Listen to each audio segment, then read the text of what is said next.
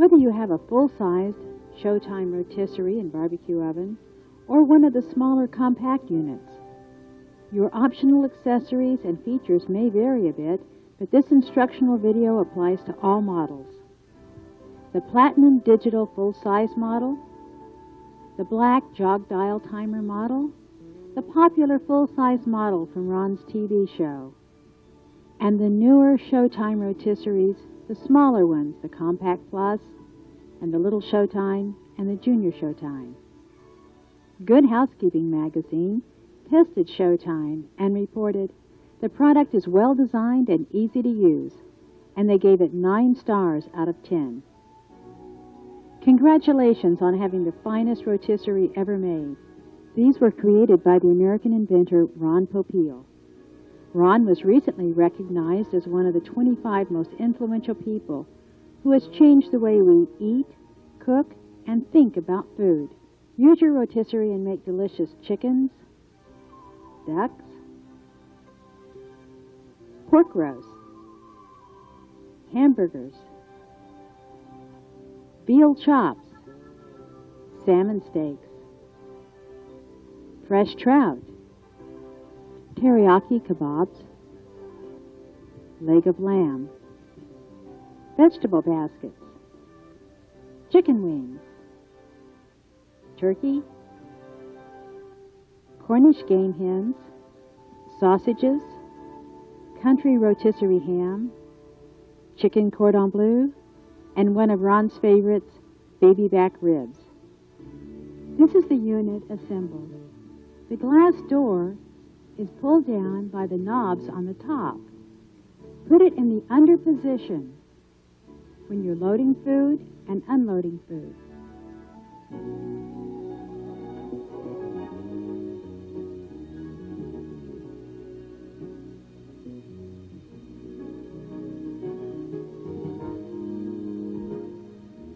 This is the drip tray and grate cover, the spit wheel assembly,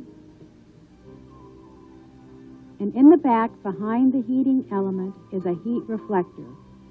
It easily comes out, and you'd want to wash this once in a while. Just be sure it's always in the unit when the unit is in operation. To replace it, put it in behind the heating coil. Very simply, let it fall into place. While the heat reflector is always necessary in the full-size Showtime units, it is not necessary and it is not included with the smaller units, such as the Compact Plus, the Junior, and the Little Showtime. This is the spit wheel assembly. It goes in and first into a rest area, and then back into one of the cooking areas, A or B. The grate cover goes on top of the drip tray. They can go in either way, as shown here. Again, never operate the unit without the drip tray and the grate cover in place. To attach the door on the front, first put the pin in the right side.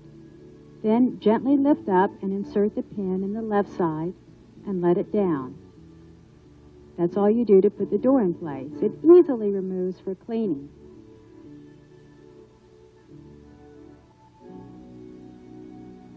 Now it's your turn, Ron. You tell them about the spit wheel assembly. This is the spit loading base that comes with every unit. I'm going to set that on there like so, and I'm going to take the other gear wheel, and I'm just going to match it up. Once they're matched up, you press down, and it's ready to go into the rest area. Now let me explain some of the inner parts of the machine here. Over here is the rest area. Over here is the A position, and then we have the B position. Now, and in the back, we can see the motor gear. That's what makes everything operate. Now let's go back to the A position. The A position, and I'm going to set it first in the rest area, and then into the A position. All foods work in that A position. Now it's basically for larger foods because if you decide to go to the B position, you lift up, it falls into place, and that will do smaller foods. I'll do that once again. The A position does large foods. The B position does smaller foods. There are only two positions in the smaller units, the rest area and the cooking position. Once the food is in, you lift the window up, you set it, and you forget it. Don't take set it and forget it literally. It's only valid if you have read and followed all the instructional material. Notice that we have half-hour increments going around the unit. It's a 3-hour timer and it turns off automatically. Now you'll notice down the bottom here, it's in the normal rotation. That's right in the middle. That's the heat on and the rotisserie is spinning. If I move it to pause to sear, that allows the heat to stay on, but the rotisserie is not working. It sears all your foods. Of course, if you move it over to no heat rotation, your food is done already, and you turn it to no heat rotation for just 5 minutes on the timer. That's when the heat is off, but the rotation continues. That'll allow you to let your food rest with all the juices permeating, marinating inside and outside. We'll go back to the normal position. If you own the Platinum Edition with digital controls, it simply works like this. Now we have the hour button right here. I'm going to touch it, and we have 1 hour, and you can see the digital light right there, and it will start in just a couple of seconds' time. Above it is the minute button, and I will give that a press a couple times, and you can add on your minutes. The left side is minus minutes, and we can take away minutes if we so desire. And of course, we have the off button down over here. That turns it off, although your machine stops automatically when you're using it. If I wanted to just touch the button again, you will notice that the rotisserie spins a little bit each time I touch it. So you can position anything in there anywhere you want.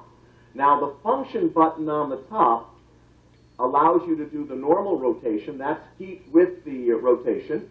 Of course, I'm going to go to no heat rotation over here, and I'm going to give it a couple of minutes on no heat rotation. Now what is no heat rotation? No heat rotation is what it says. There's no heat, but the rotisserie is spinning around. Now, the reason I invented that was that I know that when food is done, not everyone is ready to sit down at the table. And so this will keep your food spinning around with the juices flowing, and it'll keep it hot for about a half an hour's time. You never can get those people to sit down at the table when you want them to. And the last button on the side over here is pause to sear. And I'm going to touch the function button again. And what will happen here now is the rotisserie stops, but the heat remains on. It will allow you to sear your food, especially when you're doing steaks and lamb chops in the basket. I'll turn it off, and that's all there is to it. If your Showtime machine came with a jog dial timer, it may have some or all of the following features. Unless you have selected another function, the timer automatically goes to normal rotation. You can adjust the cooking time by turning the jog dial up or down. The time appears in large, red digital numbers. The three-way button lets you select the following: normal rotation, where your food rotates and is cooked, or no heat rotation, used for cooling the food before serving while keeping the juices evenly distributed throughout the food, or pause to sear.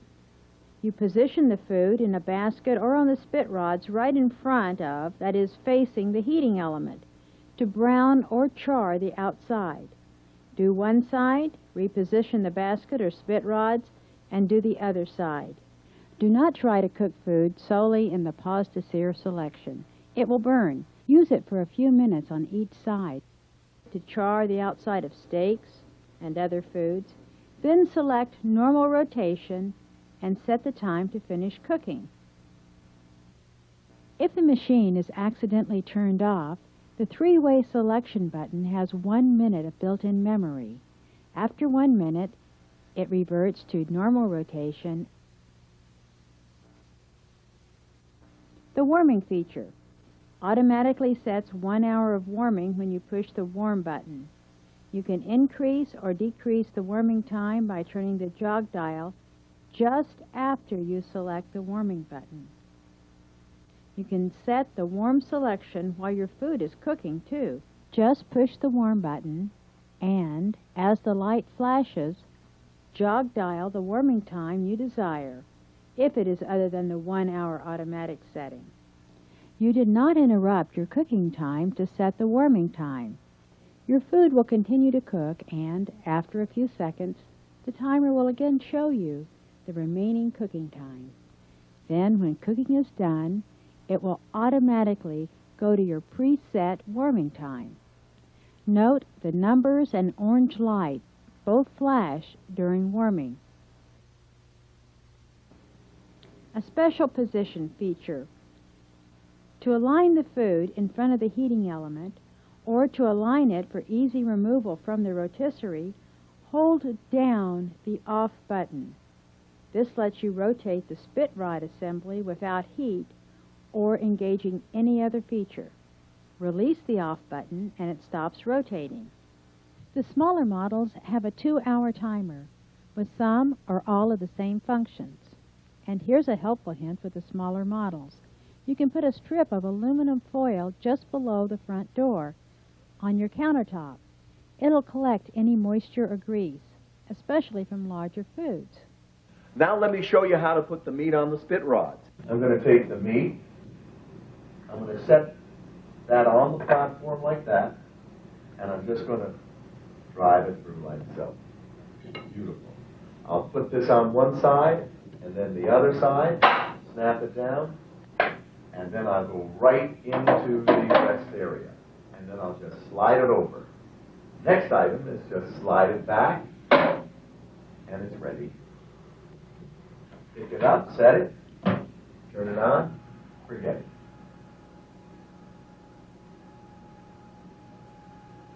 And now Ron's going to show us an easy way to tie chickens.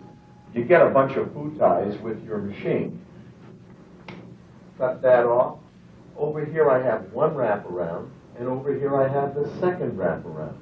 Now, Jan, I'd like to show the folks how to tie a chicken another way using only one tie. I'm going to take a tie here, and I'm just going to make it a little smaller just by making a little knot in here like so, and trimming it like that. Now, the first thing I do here with the chicken is always turn the chicken over on the breast with the wings away from you. I'm going to take that chicken thigh and I'm going to wrap it around one wing and then the other wing. Give it a twist and it locks the legs in. Once the legs are locked in, I'll turn it back over again and I will put one wing on this side and one wing on the other side. Back over again with the breast on the right side. I'm going to grab my rotisserie rods here, and I'm just going to grab the legs with my other hands, keep them together, and I'm just going to angle it down like so, and slide it through. Set it on the platform over here, like this. Put the top gear wheel in place. I'll match it up, snap it down, and I will then put it in the rest area. I will center the chicken, slide it back, bring the window up, set it. It is highly unlikely, but if you should see or smell smoke, it's because the food is rubbing against the heating element. This indicates that the meat or poultry is too big or wasn't tied properly, or the food is off-center, lopsided on the spit rods. If this occurs, turn off and unplug your machine.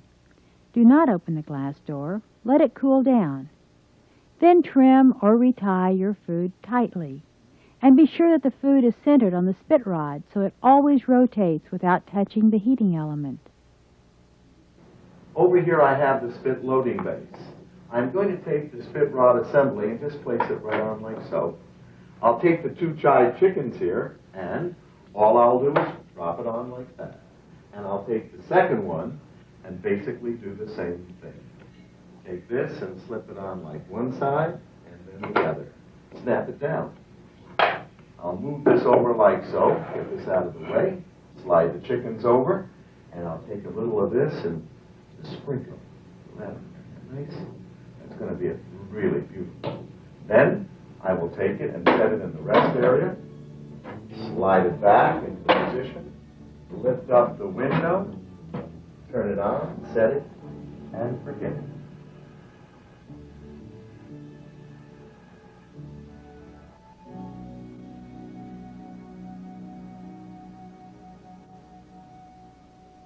Here I have the basket, and of course I have the lid over here. I have 4 different salmon steaks here. I'm going to take and place one over here and one on this side, and I'll just mesh it in and just slide it over. I'll do this side over here like so. This is pretty darn simple. A child can do it. I have some lemon, and I'll touch that over here, both sides. Sprinkle a little dill on here. Kind of looks kind of nice, doesn't it? Mm-hmm. I think so. And I'll take the bar over here, and I'm just going to stick it in one side. And it's very important that the fish does not move around on the inside. Now, over here, I'm going to take my platform, and I'll set the unit on like so. Take this over here, and just match it up. Match it on one side, and then the other side, and just slide it down. So, it's as simple as that. I'll put the lid on. This is pretty simple. Snap it on. Take it. Set it in the rest area. Slide it back. Lift this up. Set it. And forget it. That's all you do to do your work. Now.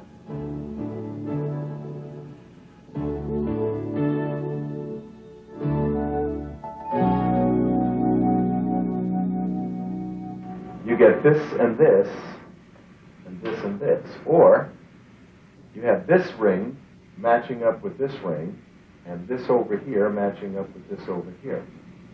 Okay. This side over here will go in there, and you use the spring side over here, and it comes out over here. And that kind of locks the food down. Over here I've got the platform. I'll set it down, and I'll put this on it like so. Now over here we have these two. Of course, this guy here matches up with that one over there. All I'm going to do is set it down like so, and down it comes. Perfect. I take the lid, and I'll just slip the lid on like this, and you're ready to go. Important. Always close the basket cover tightly so food cannot move while rotating. Problem. Sometimes the edges of food get burned in the baskets as they go around. Solution? Cut small strips of aluminum foil, fold them in half, and cover the leading edges of the basket. As you see here, you can line both the top and bottom edge with foil, and this will help keep the food from getting burned as it goes around. Here we're loading chicken wings covered with Ron's barbecue spice. And it's a good idea to load food so the smaller bones go toward the middle of the basket so they have less opportunity to fall out the edges. Looks like this is going to hold about 10 chicken wings. Now when you put the basket on, you have to puncture the foil with the end of the basket. You see, you push it down and then snap the top into place through the foil. To load the basket onto the spit rod, there are 2 loops at either end. You run the spit rods through the loops in the front and the back on both the top and bottom. Then you snap the lid in place. Now, here's how to make kebabs. First thing you do is set it in the rest area like so. Now, with every package you get all these shish kebab rods. Let me show you how to use them. You take the shish kebab, and they're done over here. You just slip in one side on that side, and then use the spring to, in fact, that's it. As simple as that. I'll put it on one side like that, and then just spring it in. You set it back into the unit. You set the window up. You turn it on, and that's all you do to do shish kebabs. Remember, with kebabs, you always put the spring end on the right side because it turns a quarter turn every time the whole wheel assembly goes around. This ensures an even cooking on all sides of your kebabs. Insert the sharp end first. Then snap the spring end in place. Keep the meat and vegetables on your kebab rods no more than 1.5 inches in diameter so they don't touch each other as they go around. It's very important when you're fixing ribs using the kebab rods that you put the spring ends on the left. That way they don't make a quarter turn every time it goes around. And here's how to use the flavor injector. Suck up that juice, like a little lemon juice here. And I'll take this and I'll jam it in. Get a little shot there. Stick a little shot over in here. Put a little shot down in here. A little shot in there. Use it all up, huh? Then I'll just go to the spit rod over here, slide this in, and all I do is go down and just ram it through like this. I'll set it on the counter over here like that. I'll put the fine thing on over here, snap it down, and lift it, set it in, position it, slide it back. It's as simple as that, and then we just set it and forget it. And now Ron shows how to tie a turkey. Now over here I've tied the wings one time, and I've also tied the wings. This keeps the wings nice and tight and close. Of course, you have to also tie the legs, and you just use a regular square knot, which I'll use over here, and we'll tie it really good. Always use 4 strings when tying a turkey, 2 on the wings and 2 on the legs. If your turkey comes with a metal leg clip, you can use that too. Just undo one leg to thoroughly clean the turkey inside first. Then replace the leg and the clip. I'll clip the excess off like so. Next I'm going to turn it sideways, and over here I'm just going to slide it down and all the way through. I'll set my platform on it over here like this, okay? And there's my spit rod coming out, and I'll just lock it in, lift it up, and put it in the machine like this. Slide it back, set the window up, turn it on, set it, and forget it. And now Ron shows us how to make baby back ribs using the kebab rods. Note, the spring end is on the left, not the right, with the baby back ribs. Now, it's important that this side be on the left side and the right be on this side over here. So I'm just going to slide it in over here like so, and then I'll just squeeze these together, snap that in. Now, if you notice down over here, we have our ribs, and I've taken one on each side. It holds it like that now. It's going to take this side over here, and I'm just going to slip it in on one side and spring it on the other, and just roll it like so, and just slip it in over here. Take it and slide it back. And now, while that's doing that, I'll barbecue it.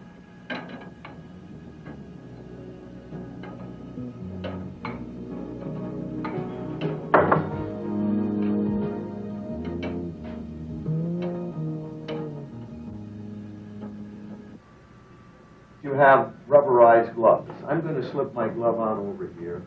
And I want you to know, though, you can use any kind of gloves that you may have in your house. And by the way, these gloves are, in fact, rubberized.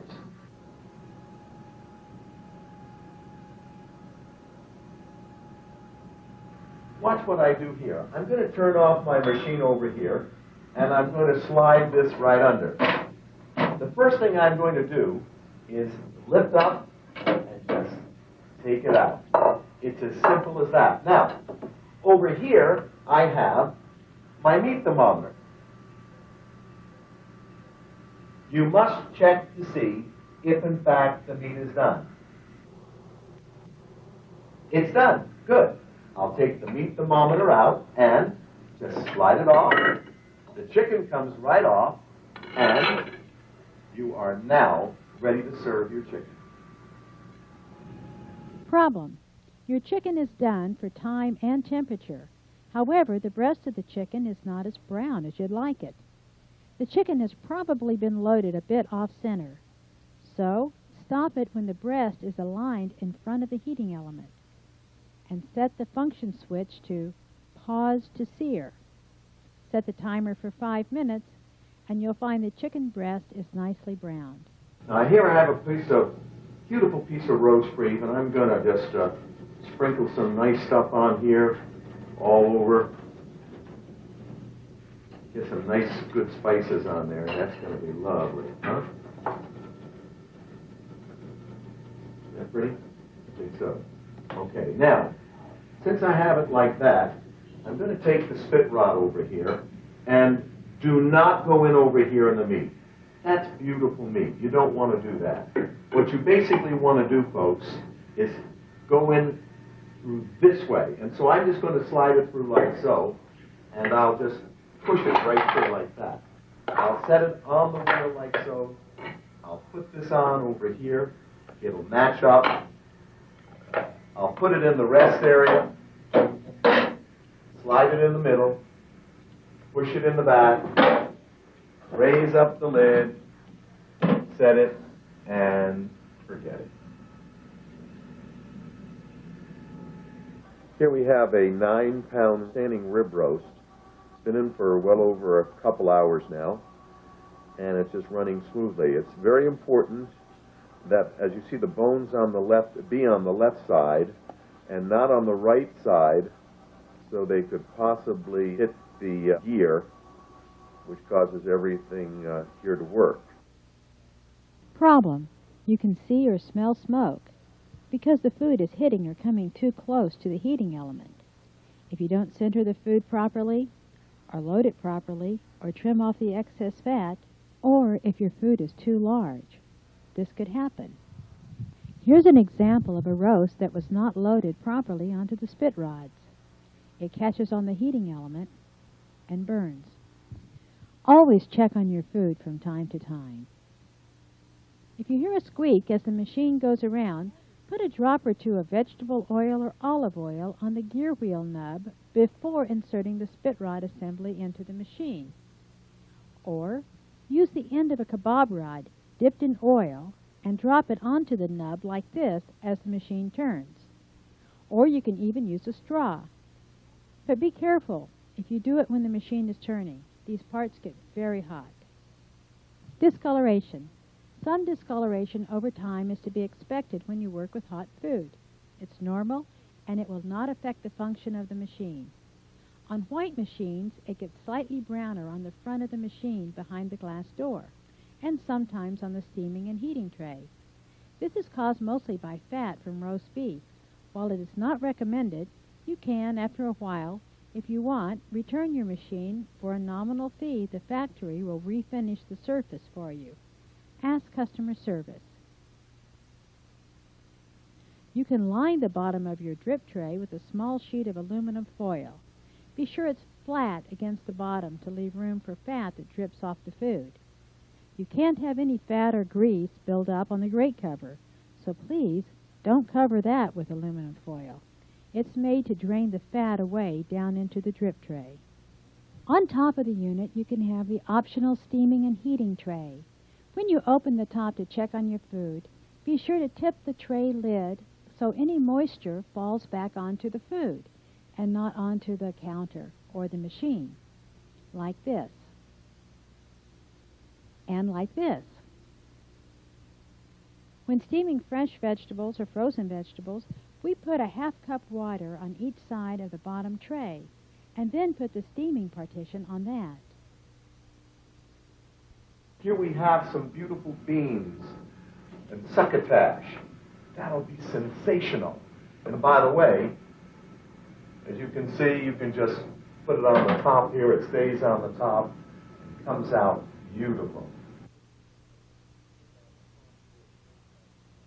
And Ron, let's show the folks another feature on some models. There's a tie latch on the side. Use one of the elastic food ties, tie a knot about 1 inch down, and slip it on the arrow-shaped piece here on the side, and then over the door handle. It helps hold the door in place when storing or moving it. But remember, always let the machine cool down before moving it. There are several accessories for your rotisserie and barbecue. Shown here is the giant vegetable and lobster basket. Here is the giant vegetable and lobster basket, shown with 2 very large lobster tails and sea bass fillet. And then we have the speed basket. It fits in the forward position nearer the heating element. Great for steaks. Sears them well and keeps them juicy inside. Call the number on the screen to order. Here's a new invention from Ronco. It's a chili, stew, and soup pot. It fits right on top of your Showtime machine. You can use the same lid that came with your steaming and heating tray and heat all kinds of chili, stew, soup. There's a 2.5 quart size and a 4 quart size. Ask the order desk about them. And here's another great idea from Ron Popeil. It's the round rib basket, designed solely to do all kinds of ribs, baby back ribs, spare ribs, and it has patent-pending rib hooks. You just slip them in the rib and attach them to the basket. It is guaranteed easy to use. Ask about this, too, for the best ribs you've ever had. And I think Ron's new barbecue sauce recipe is about ready, so when you call, get some barbecue sauce to go with these rib baskets. And Ron has developed 3 new char rubs. They bring that real outdoor charcoal flavor right into your kitchen. Using the finest seasonings, you can make the finest food. This 3-pack of char rubs includes Ron's original Chicago Steakhouse formula for steaks and roasts, Ron's barbecue char rub for chickens and turkey and hens and kebabs, and Ron's citrus char rub for seafood, fish, lobsters. Try all 3. And now here are some cautions, things to avoid when using your rotisserie and barbecue. Do not touch the glass on the top or the bottom. It's hot. When the glass is underneath, do not touch this. This is very, very hot. Don't touch the top. Don't touch the back. Always very hot. Never use spray. Never use spray inside the machine.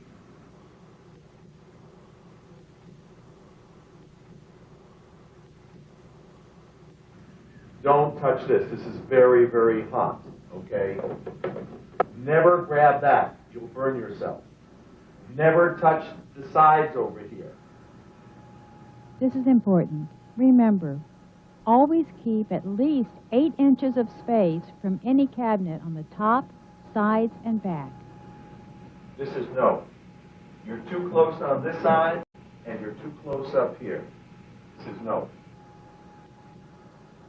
Hot. Hot. Hot. Hot. Do not touch. Important. Keep out of the reach of children at all times. Don't let them reach up and touch it. Important. Do not put charcoals or any foreign objects in the machine. Important. Do not move rotisserie when it's hot or loaded with food.